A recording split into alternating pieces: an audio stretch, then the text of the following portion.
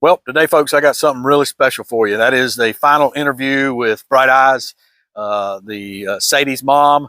And you'll recall that Sadie's a missing hiker dog that went missing March of 2024, and we had a subsequent search for her for 6 to 8 months at least, involving thousands of people both in the real world and offline. And we did an interview with Bright Eyes. And Bright Eyes, of course, and Sadie were finishing up their Triple Crown and the Sobo portion of that on the Appalachian Trail. And so we did an interview with her right in the middle of when all of the search, when Sadie first went missing and when all that search started occurring. So we did an interview with her, I'll leave the link to that at the end of this.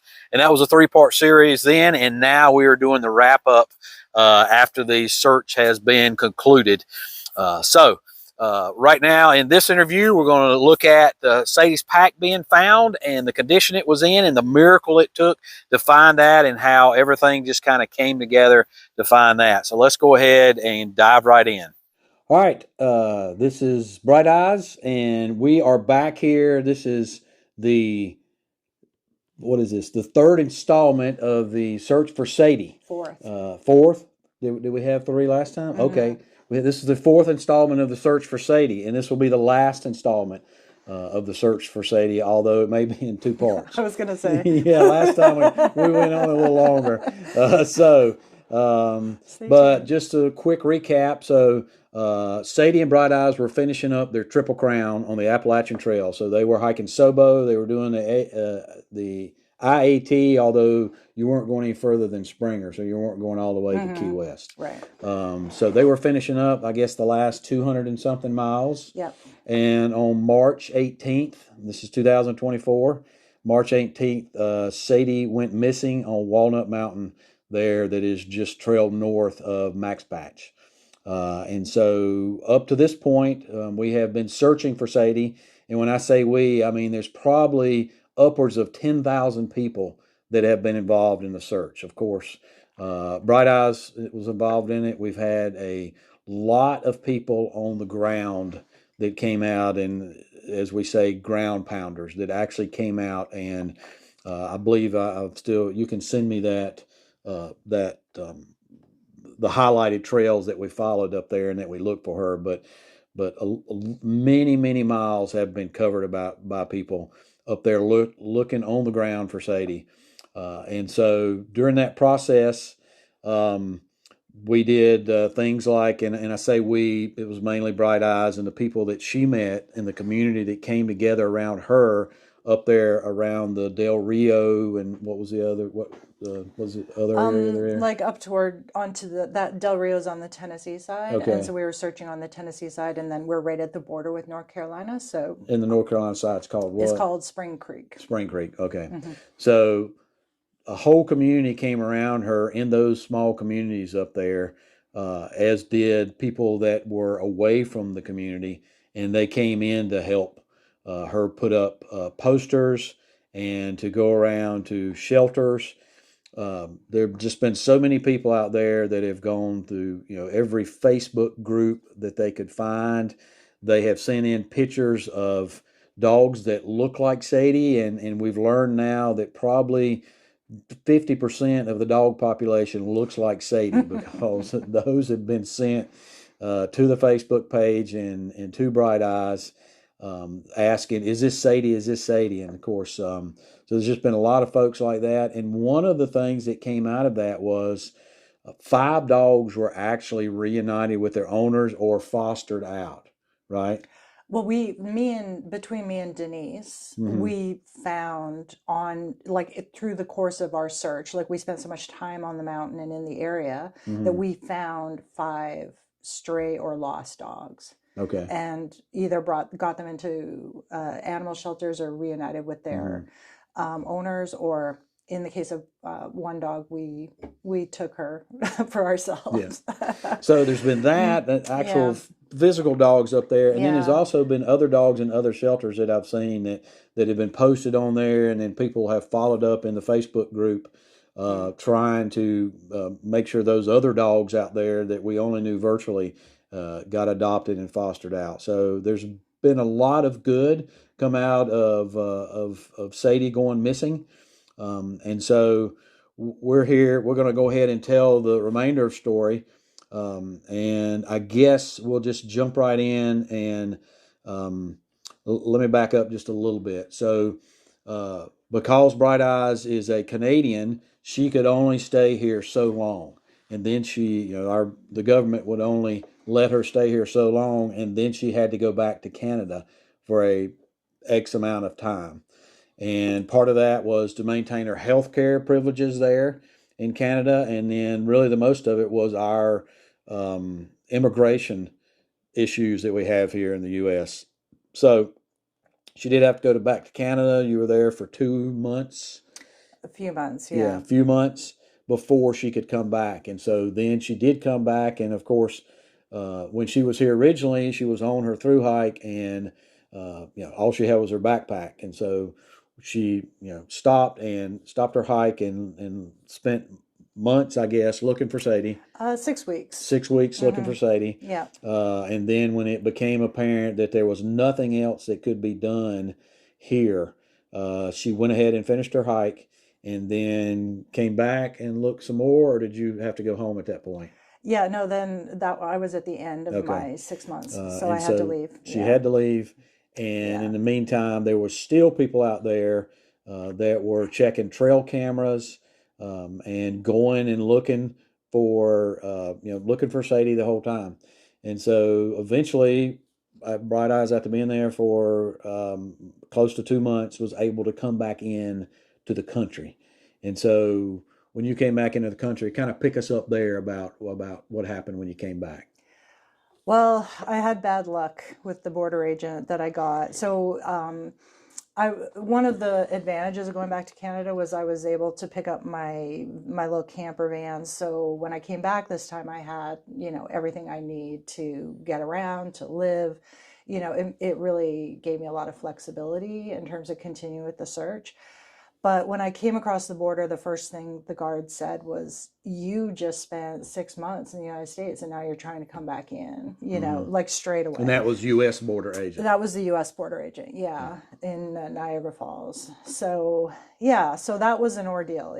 I was lucky, actually, that I was even able to get across. So the process of the border involved 3 levels of interview. So I had to go increasingly in depth in interviews at different offices at the border. They did a full search of my van, and it was really the fact of the Sadie group that allowed me to get across, because I was able to pull it out and be like, look, there are 1,400 people in this group. We're all looking for my dog. I was showing your Ramdino videos. And so all of the publicity that we had around the search, really, I remember getting to the 3rd level and he was just like, oh no, this is terrible. I could see it, that he was really emotionally at that point affected. You had convinced him. Yeah, the 3rd interview level that I went to, the border guard was just so empathetic. He just said, oh, I just really hope you find your dog, and I wish you all the best. And so you got through. Yeah, I got through. Yeah. And you came on down. I guess you went straight to where the Walnut Mountain or the Del Rio area, or? No, I didn't go straight to Del Rio, because there were a lot of the work that we were doing, like you said, people were from all over the world, really, were searching through lost and found dog pages. So if a dog showed up in a shelter, or somebody just randomly posted, hey, I found this dog running on this street. And it was dogs from all over the country that we would see, really. Yeah, exactly. Yeah. So there was a lot of that. And so that was really initially where I went, I was chasing down one after the next lead. And it was really nice to be able to be here to chase it down. So I was in Atlanta, and then I went from Atlanta to up toward Unicoi Gap, because we got phone calls from there about dogs on the trail. And then from Unicoi Gap, I wound up over at in the Virginia area, Parisburg. And so I was really just kind of chasing down, zigzagging all over the place, chasing down these various lost dog, found dog kinds of leads. Yeah. And then what was the big lead that we had? Well, I mean, we were doing a lot of different things. Like, so Yeah. one of the main ways that, so we had like people looking through lost and found dog pages. We had cameras. Like, so if we got, like, for instance, if somebody gave me a phone call and said, you know, I saw a dog, it looks exactly like your dog on, you know, the trail at Bly Gap or someplace like that, then someone in our team would go out there and set up a camera to try to capture whatever dog or animal is hanging around in that area. So, and you actually had somebody reported a dog on the trail, and you set up a camera at a trailhead, yeah, and you found the dog, yeah, and then you showed that to another person, trail community person, yeah, and they knew immediately whose dog that was, right, and yeah. and it wasn't Sadie's. Yeah, because like we were getting calls saying, I saw a man hiking with a dog that is wearing, there's a black dog, it's older with a gray muzzle, and the dog is wearing a green backpack. You know, I would get that kind of call. And so if we got a call like that, like we were out there, you know, on northbound and southbound of that area with a camera on each side, like just hoping to catch an image of whoever this was. And we actually did. Yeah. Catch an image. And this one person, I think we've been chasing them all over the trail. Like, this is probably someone who does a lot of section hiking and all over the place. So we were getting reports from one side of the trail to the other of this person. And we got an image of him with the dog with a green backpack. And I asked somebody from the area who I knew was well known to the trail community, like, do you know who this is, or have you seen this person? And he said, oh yeah, I know exactly who that is, and it's not Sadie. So the green backpack was huge. So this is Sadie's backpack. And so just so we don't go too much further here without going and saying that Sadie's has been found, but Sadie was passed away. So Sadie was no longer with us. And so her remains had been found, have been found, and this was her backpack. And this was a kind of a turning point in the whole search for Sadie, because this was the first real evidence that we had that Sadie was possibly still in the area. When the backpack was found, and we're going to talk about that here in just a second, how it was found, because there was a lot of miracles involved in that. But when the backpack was found, that still did not give us evidence that Sadie had passed. So let's talk about the miracles that went along with just finding the backpack. Yeah, so the first thing that really changed the direction of the search pretty dramatically was... And I don't know if I'm going to just hold this up so they can see the backpack. Yeah. So it started with a phone call. I got a phone call from a woman, and she said, my husband found your dog's backpack. And, you know, I was like, tell me more. Like, what are the details of this? And she said that her and her husband, they're locals, so they live in the region. And, you know, periodically her husband really enjoys just bushwhacking through the woods, like without a trail, just kind of to see what he can see, to find what he can find. And he has a grand old time doing this. He does it all the time. And she sits in the car waiting for him, and then he pops out, you know, when he's done. And so this one day he had done that in that area where Sadie went missing, I think the mountain is called Rich Mountain. So Sadie went missing at an intersection between three mountains, so Walnut Mountain, Round Mountain, and Rich Mountain. And so this was downhill from Walnut Mountain, or downstream about a mile on its neighboring mountain, Rich Mountain. And she said he said to her that he came across a hunting dog pack. And she said to him, hunting dogs don't wear packs. Like, what are you talking about? That doesn't make any sense. He said, well, that's what I found. It was a dog pack. It must have been a hunting dog pack. And so, he had taken a picture of it.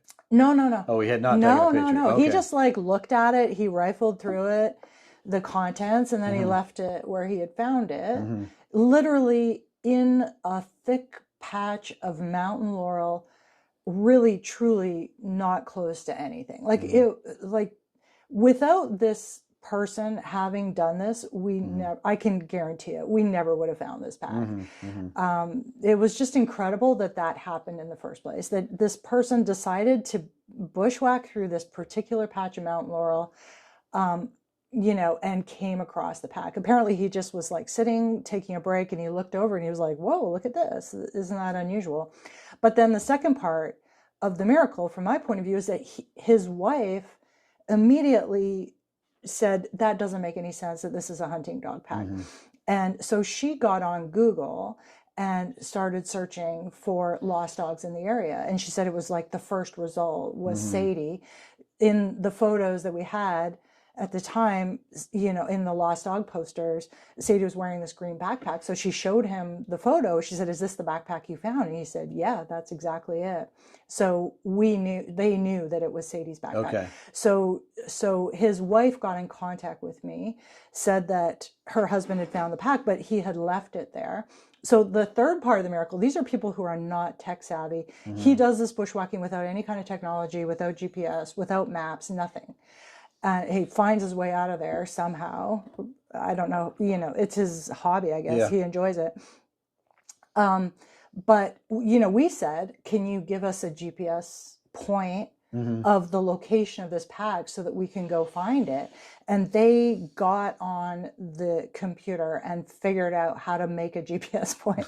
And they were like looking at maps and like he was like, well, the river bent like this and then like that. And, figured out, gave us a rough estimate of where it was. It turns out it was like pretty accurate, but still, even with that GPS point, our volunteers were in there, like Denise, I think, was in there for 2 whole days, just bushwhacking up and down through that whole area with the GPS point. That's how long it took her to find the pack. So you can just imagine if we hadn't had that, we never would have found it. It is such thick woods in there. So then the next part of the miracle is that we had this volunteer, Denise, who is so, so driven in the search that she just was not willing to stop until she found it.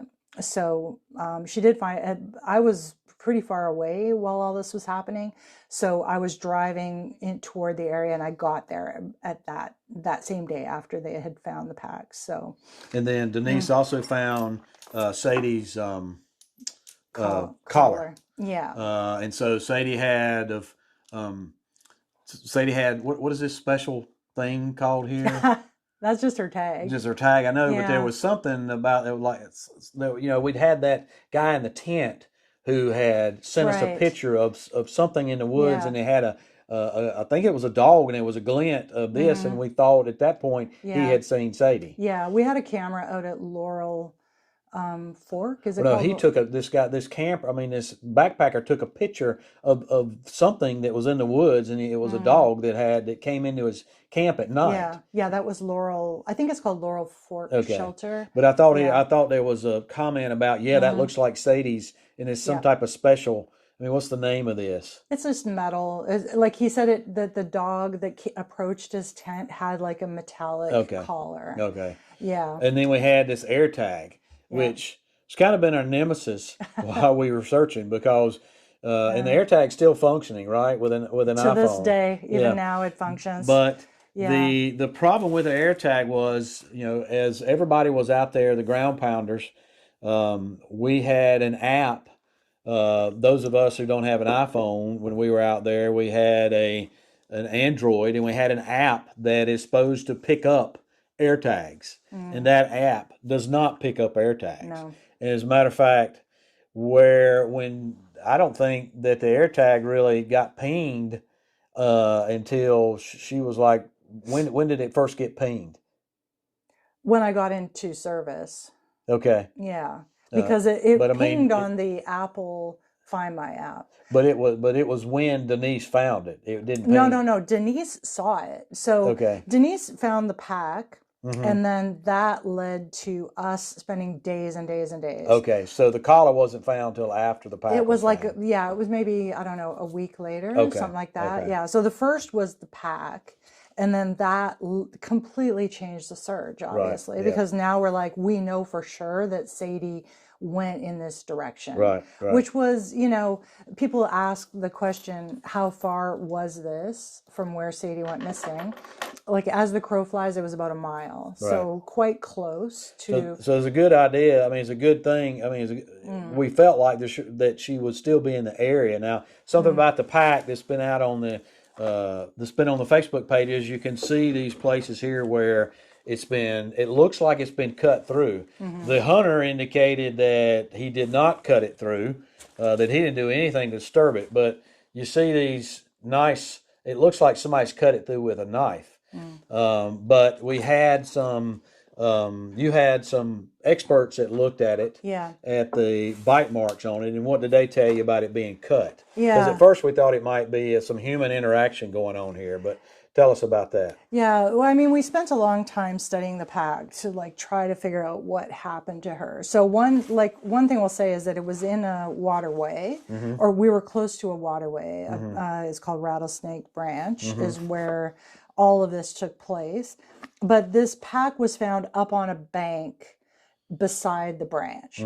And there's no sign at all that the pack had been submerged in water. And there's no blood on it or anything like that? There's no blood. There's no indication that anything foul had happened to Sadie while she was wearing this pack. And it does seem as though she did cut this off herself, just based on, you know, some indications on the marks. So as an example, this is a good example.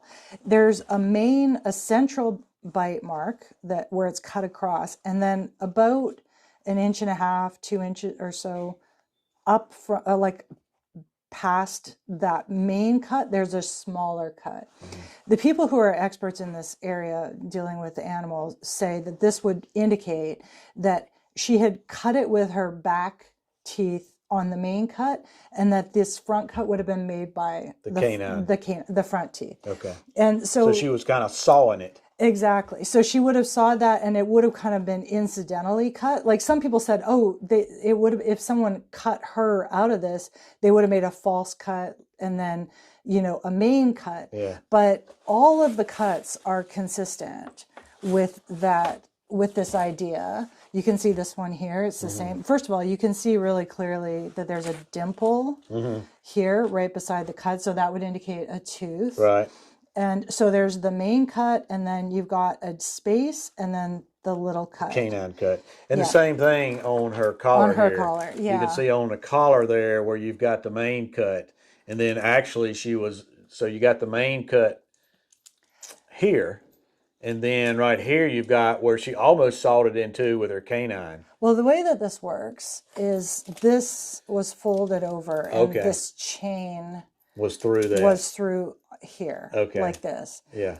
So, like, this is how it looked originally, right? Like that.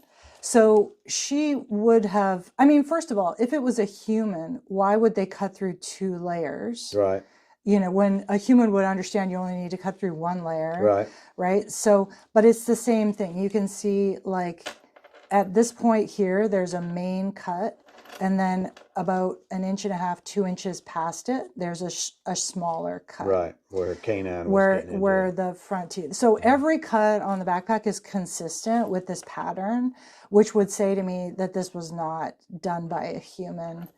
I don't think it's consistent with a human. I think Sadie must have cut this off of herself.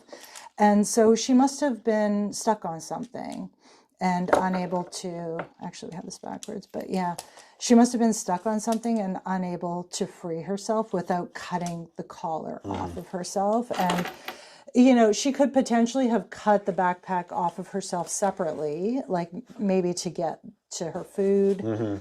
Yeah. There are, I have it in detail on the Facebook page, like where all the cuts are.